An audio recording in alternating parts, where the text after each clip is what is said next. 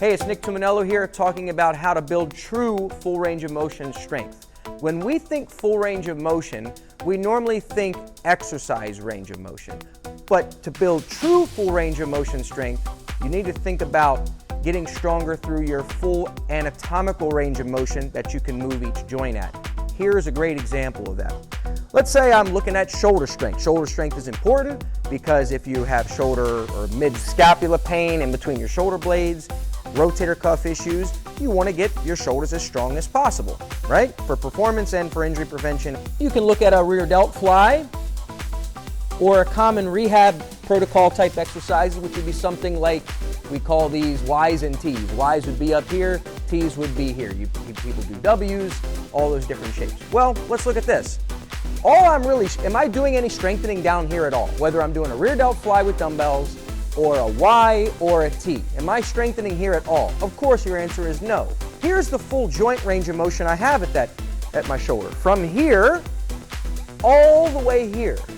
So if I only did rear delt flies and things like face pulls, which also hit your rear delts, and Y's and T's, I'm only strengthening about from here to here in my anatomical range of motion, and I've done nothing to strengthen my posterior shoulder musculature and scapular musculature in this range of motion.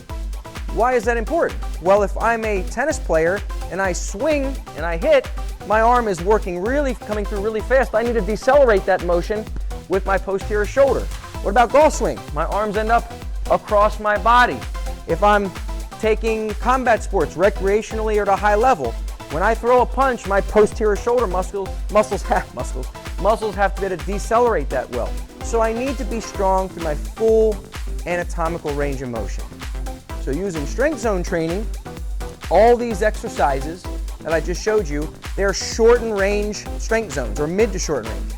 When the muscles are contracted, Y's, T's, rear delt flies, whatever. If I want to get true full range strength, of motion strength, throughout my anatomical range to strengthen my posterior shoulder musculature to prevent the preventable injuries, and for true complete strength, I would need to add in an exercise like this because it makes me stronger. So let me show you down here as well. There's two ways to do it.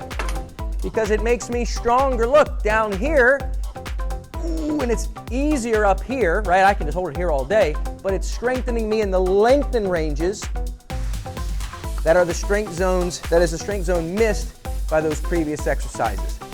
That's how you build true full range of motion strength, at least in the posterior shoulder, in your rear delts, and why you can't just look at rear delt exercises or mid-scap exercises as one and the same, because you may train only in one strength zone, making your exercises very redundant, and completely miss another zone, which may leave you more open to potential injury.